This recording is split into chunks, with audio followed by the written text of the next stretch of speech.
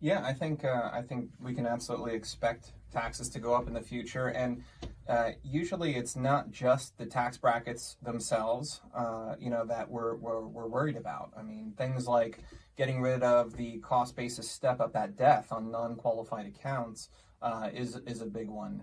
When they're also talking about reducing the estate tax threshold or the death tax down to about $1 million or $3 million instead of $11 million where it is currently today.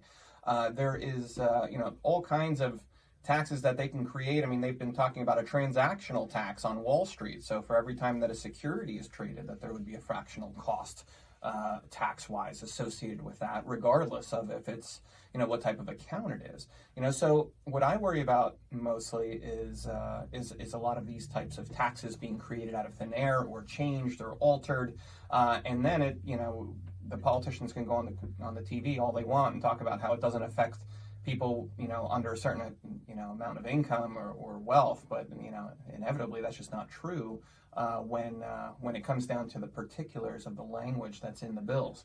And typically, until that bill is finalized, nobody has access to what that language is. And who was it? Nancy Pelosi that famously said, we got to pass it before we find out what's in it. I think that was her. It was one of these politicians, just like her. That was her. It was her. It was okay. her. So a lot of times, we just kind of have to wait and see what's in the language of the bill. I know that they've been talking about maybe, with the corporate taxes.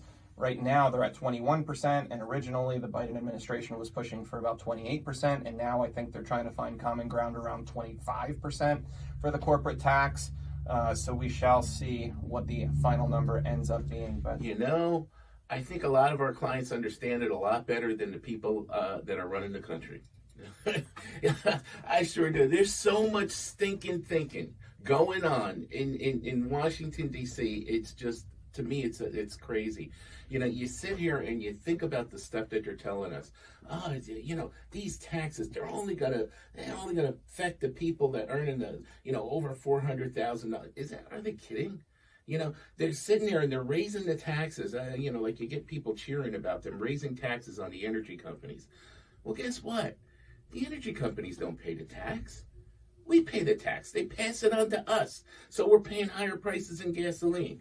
And then, because the gasoline prices go up, everything else goes up too. So who's being affected? All of us. All of us.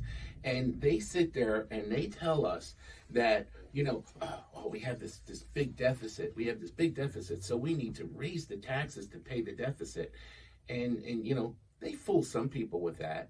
But the truth of the matter is, every time taxes get lowered, revenue into the country increases, not decreases.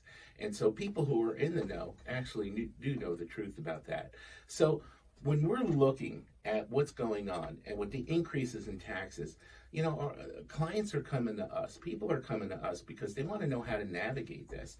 How do we not partake in some of these higher tax brackets? How do we reduce our taxes overall? And that's the type of work we do here. We're not just financial planners, we're tax planners. We're sitting here and we're looking at your portfolio. We're looking at how you've arranged the furniture of your life, how you've arranged your investments, and do they need to be rearranged in a manner that will allow you to pay less taxes going forward and less taxes throughout the rest of your life. And frankly, that's a big reason why people come to A Better Way Financial.